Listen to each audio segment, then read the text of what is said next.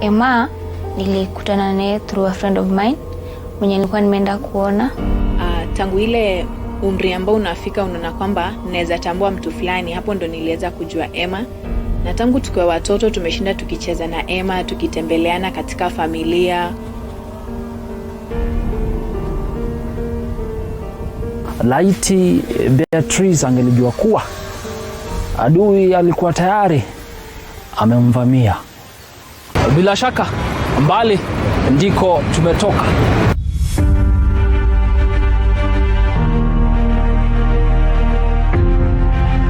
Jina langu ni Samuel J. Wainaina. Niliingia katika nyanja ya wanahabari ili niweze kubadilisha fikra na maoni ya watu, haswa katika mambo yanayowahusu. Kisa cha ukosefu wa maji kaunti ya Nairobi kutokana na ufisadi wa baadhi ya wahusika wakuu kilibua hisia za upekuzi kwangu. Kila ninapoamka, kazi yangu huwa ni kutafuta majibu, nikiwa na matumaini kuwa watu watajikakamua kupata suluhu za matatizo yanayowakumba. Jamii ambayo watu wanaelewa ni yapi yanayojiri. Kazi hii ni yenye changamoto zake. Kupekua huibua hisia tofauti, haswa kutoka kwa wahusika wakuu. Lakini liwe liwalo, jua liwake lisiwake, hatutachoka, tutakesha, tutarauka kwa minajili ya kupata ukweli wa mambo. Hii ni Mboni ya TV47. Jina langu ni Samuel J. Wainaina.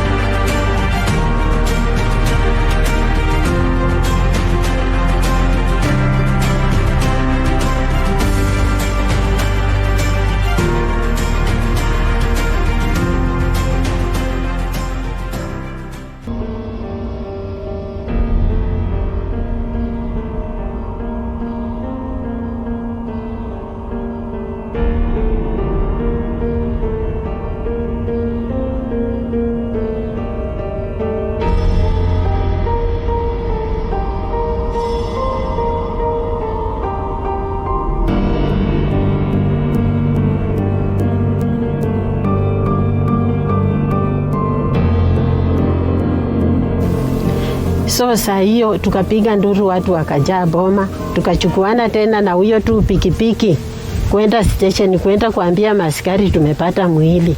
Tukaenda kufika hapo kuambia, wakaangalia OCS, wakakuja ndio wakaniambia lete blanketi. Tukachukua hiyo mwili wakaweka hapo, wakapiga picha, wakaanza kutafuta miguu, hakuna. Tukatafuta miguu, hakuna. Watu wamejaa hii shamba yote. Sasa my son-in-law mwenye ameoa msichana mkubwa ni askari, ametokezea kutoka Eldoret, pia yeye akafika. Bila alifika, tukapeleka hiyo nini bila miguu police station. Kufika huko wakasema ati tupeleke mochari. Huyo my son-in-law akasema tutapeleka mochari kama hatujafika kwa kina huyu kijana. Kwenda kwa kina huyu kijana ni yeye na kijana wangu na maaskari, watu wengine wabaki tu hapo kwa station. Na wakaenda na Land Rover ikuwa tu na hiyo mwili mpaka kwa kina huyo kijana. Kufika huko wakapata mama yake na kijana wao. Wakawauliza Mustafa ako wapi? Kijana huyu wa huyu mama naitwa Sadiki akasema Mustafa amekuwa hapa, ameingia hapa na kinyasa na vest na manguo zenye ako nazo na damu ndizo hizi amesisoko, na hata bagi ya Emma ako nayo, hata hiyo simu yenye nilikuwa na communicate naye ako nazo amesibeba, siko kwa bagi, na manguo ya Emma hii ya chini alikuwa nayo, trouser filalimuua alienda nayo. Baada ya mshukiwa mkuu Eid Mustafa kutua mbaroni, mahakama ya Eldoret ikaelekeza awekwe kizuizini kwa siku 20 ili kuwapa maafisa wa polisi wakati wa kufanya uchunguzi, na pia mshukiwa achunguzwe akili. Kwa sasa kesi dhidi yake bado inaendelea.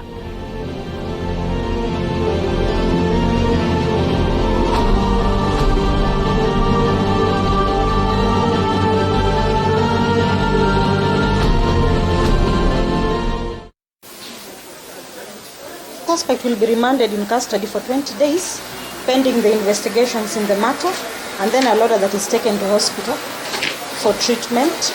Mentioned? Kesi yako itatajwa tarehe 22 mwezi wa 10. Tumekuja hapa kotini kwa kesi ya Mustafa ya mauaji ya mtoto yangu Emma wa Nyota Makinia. Lakini ninahofia maisha yangu iko hatarini.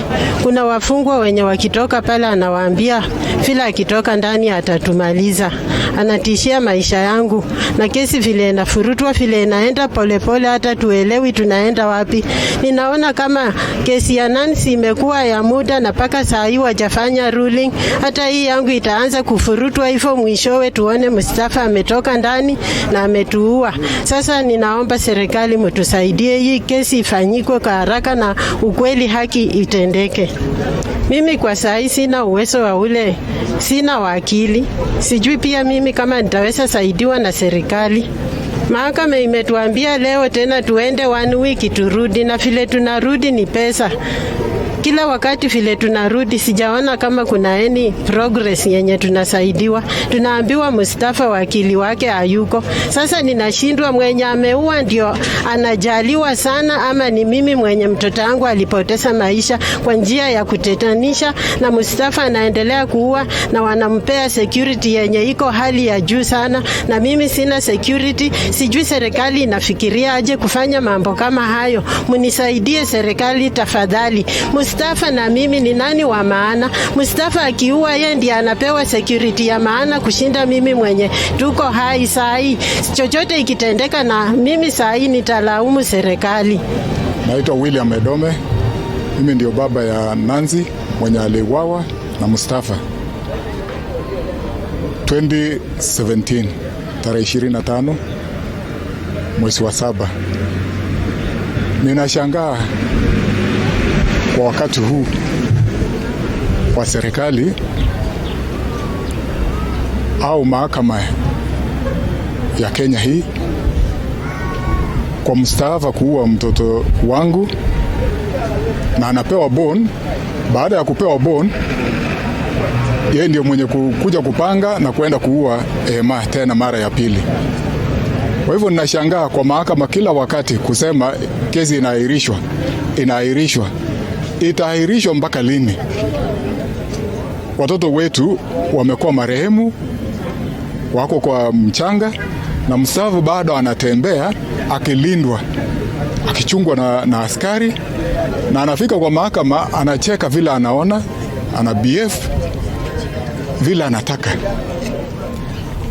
Kwa hivyo tunataka haki yafanyike kwa haya maneno. Sijui ni watu wangapi ambaye sheria ya Kenya hii inaruhusu wawawe ndio hatua ichukuliwe, kwa sababu amefanya ile alifanya ya kwanza, amefanya ya pili, na bado anakaa hivyo mpaka hata tumekuja kuambiwa ati yeye anatupangia mambo ya sisi kuwawa. Ninashangaa anataka auwe watu wangapi ndio labda sheria ya nchi iweze kuchukua hatua. Mustafa amekuwa Kitale, akapanga mambo ya kukuja kuhakikisha kuua familia yetu. Licha ya hiyo amekuja ameua Emma. Hatujui ni nini sasa ambaye inafuata. Kwa majina mimi naitwa Job Manyasi wa Nyota. Mimi ndio ndugu yake mkubwa wa Emma Makinia wa Nyota. Na mimi nataka kusema hivi, sisi ni familia mahasola. Sisi tunategemea kibarua ya kutafuta kila siku. Ukiangalia sasa tumekuja kwa hii kesi mara 6. We are straining financially. Na bado tunaendelea kusukumwa mbele. Tujui sasa tutakuja hapa mara ngapi, ama tutashindwa kukua hata na uwezo wa kuweza kupata paka nauli ya kukuja huku hivi. Sisi tunataka haki ifanyike. Haki venye Mustafa ako na haki zake, hata dada yangu ako na haki zake. Sisi tunataka tu haki. Tutaki walemee mtu ama wafeve mwingine. Haki tu ifanyike na Mustafa awekwe mahali anahitajikana kukua. Kwa sababu familia ngapi zitalia ndio hii kitu ifike mwisho. Juzi vile tulienda huko alikuwa anabeba mkono, anataka apewe bond. Hata si tukasema ni vizuri akipewa bond ndio mzuri, lakini tuliambiwa hii itawezekana. Sasa sijui kama serikali watanishughulikia kwa jiliona Mimi ni mama mjane, niliwachwa na watoto 5 tangu 2004 wakiwa wadogo. Emma alikuwa miaka 4. Nimeshughulika nao, nimewasomesha. Hata Job amesoma tu vizuri paka wapi na ana kazi. Anafanya tu kazi yenye anajitegemea. Tulitembea na makaratasi yake paka tukabeba mikono. Huyu wa pili ako tu kwa business. Kijana wa 3 wako tu, hakuna mwenye anafanya kazi, lakini kuwasomesha nimeshawasomesha vizuri. Sasa nilikuwa nasema Emma labda ndiye atanisongesha kidogo. Ningekuwa hata nimefanya nini, nimeendako 1 step ahead, lakini school fees ninalipa. Nimekuwa nikilipa hostel 5,000 kila mwezi. Ninalipa 9,000 kila mwezi ya Emma mpaka vile alimaliza. Wamesomea tu mashule yenye ukiona shule mzuri wachakuwa wakisomea shule hii ya chini. Nimekuwa nikistruggle nikawafikisha penye wako. Naona sasa mtoto amewawa kwa njia yenye ieleweki. Mustafa angewachiliwa kwa kesi ya Nancy, Emma angewawa. Emma ni one of the youth kanisani. Hata last Sunday youth walikuwa hapa, wale wenye walikuwa wamefunga wako siku ya mazishi, walikuwa wamekuja kuniambia pole. Hata ukiona kwa hiyo mazishi kutoka mochari, padri alikuweko. Emma hajakuwa ati mtu wa kunini wa kusumbua nini. Tumekuwa tukisindikishana na yeye, ninapanda gari anarudi, kila mtu anamjua. Emma ni mtu wa watu, hana maneno.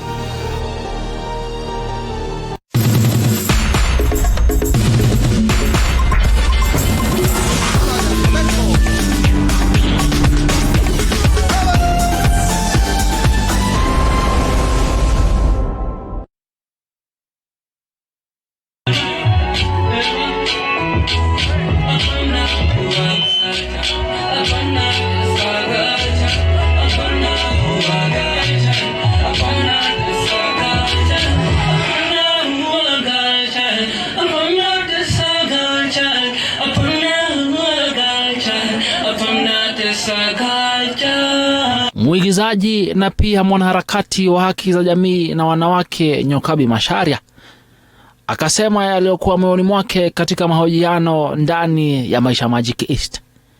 Yes. Tunaogopa kuuliwa. Na unajua kesho ukienda kuripoti kwa police station atakwambia nini? Ulifanya nini kumseduce?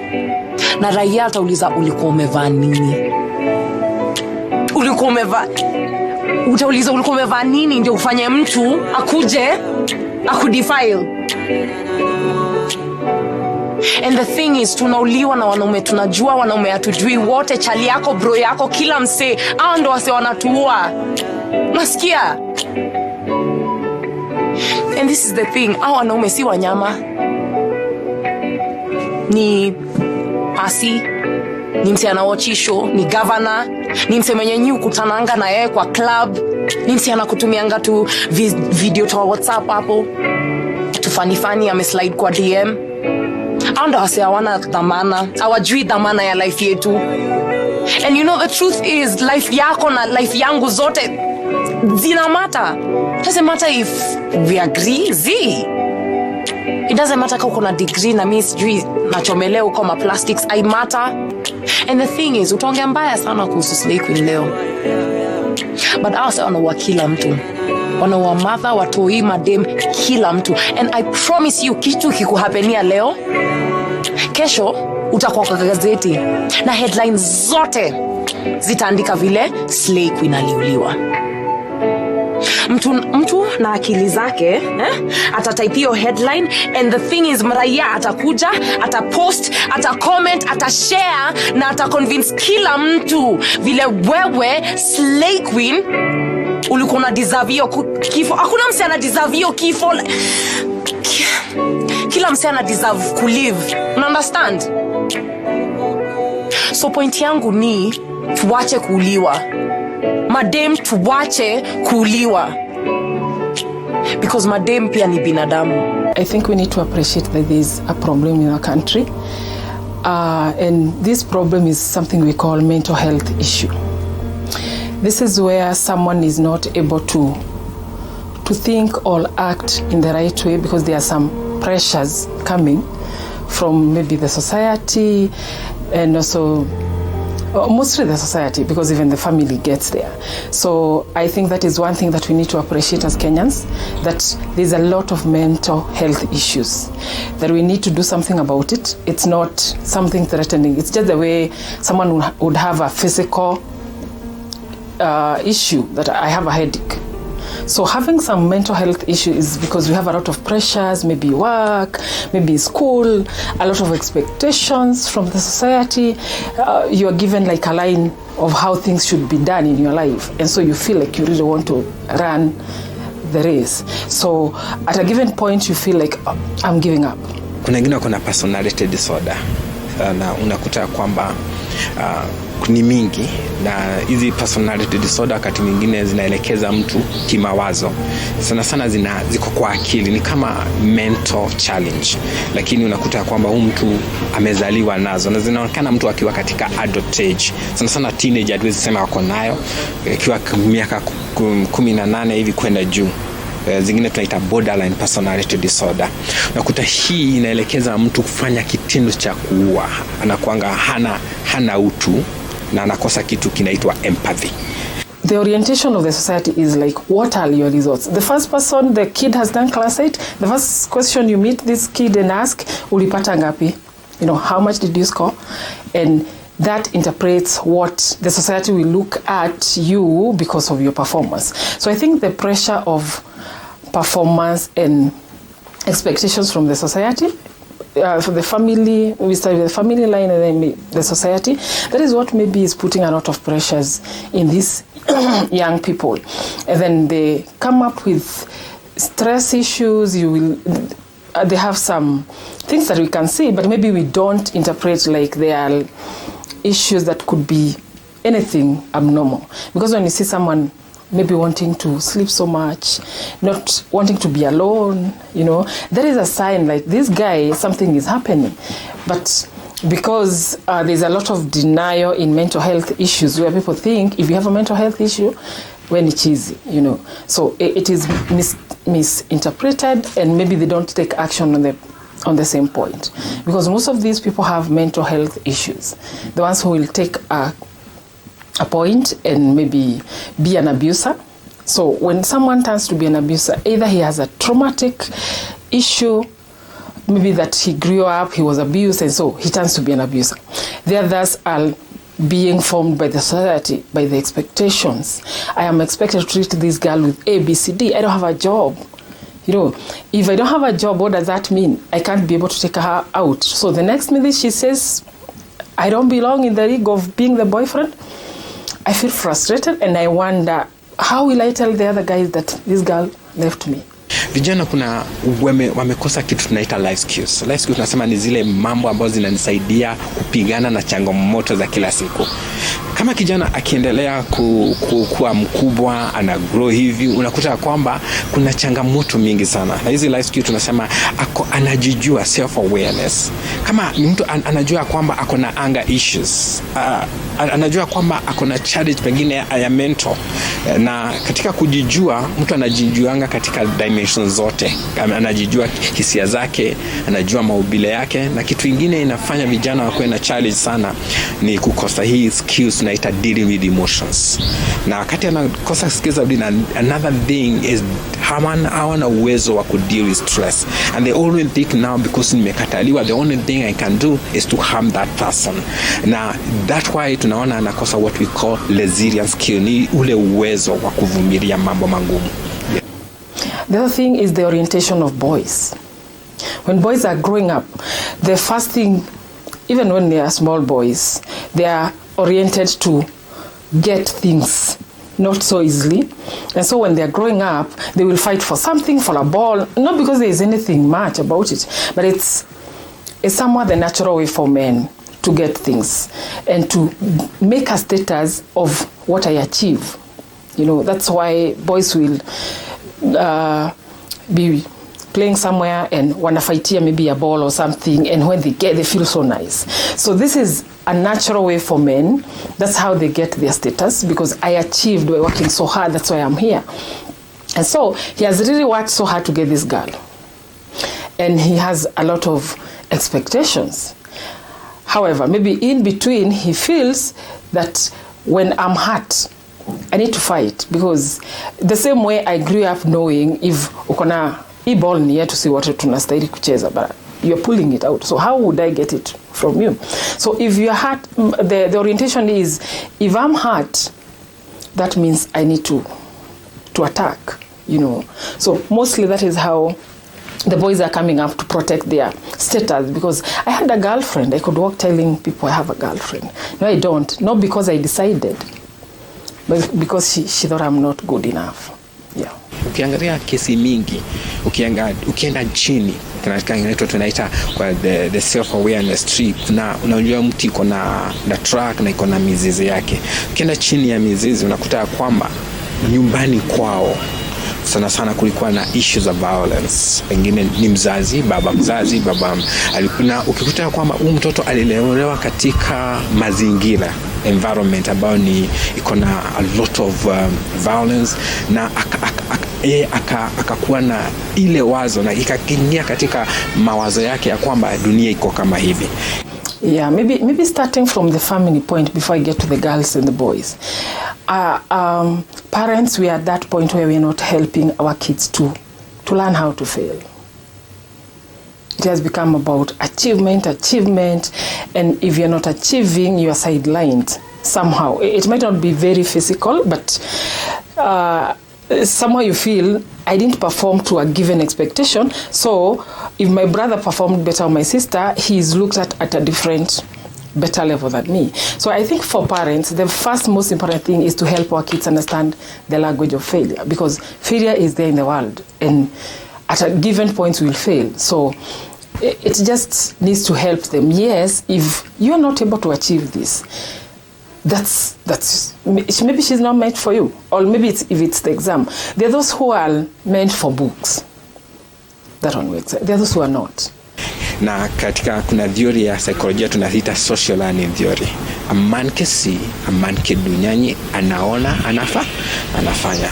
Kwa hivyo unakuta kwamba pengine hii mambo alitoa nyumbani, akakuwa na malezi. Kitu kingine ya pili ni madawa ya kulevya.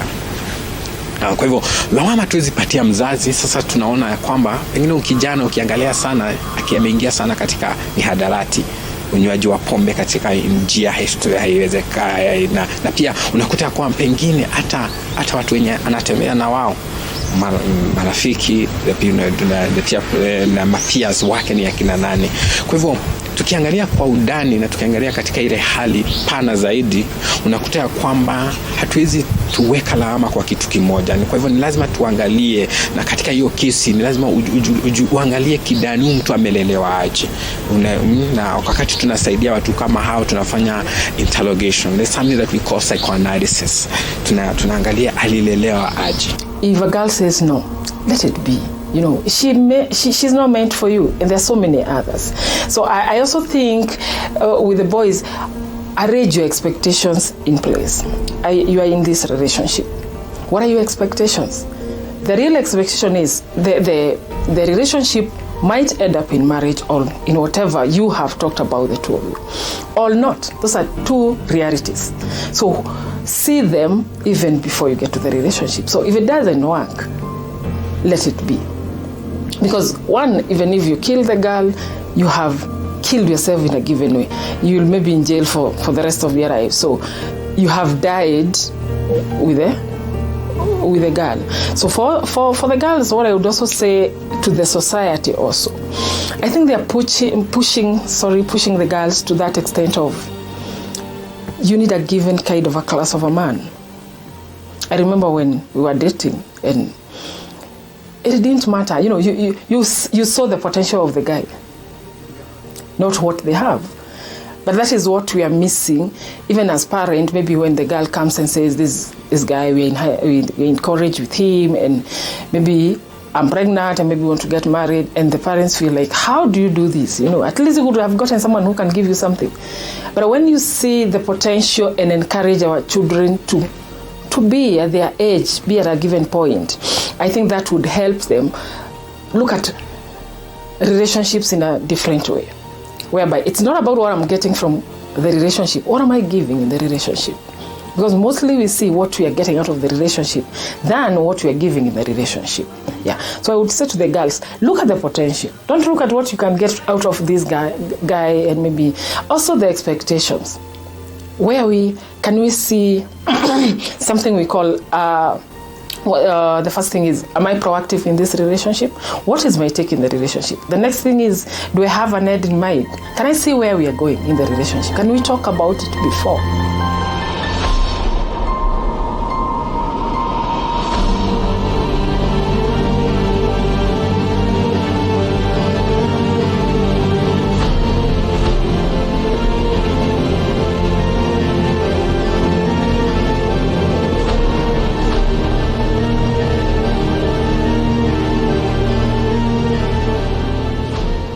Yote 9. 10. Jamii ya Kenya ina mengi ya kutafakari. Ipo shida na ni jukumu la kila mwananchi kuchangia katika shughuli za kutafuta suluhu. Jina langu ni Samuel G. Wainaina.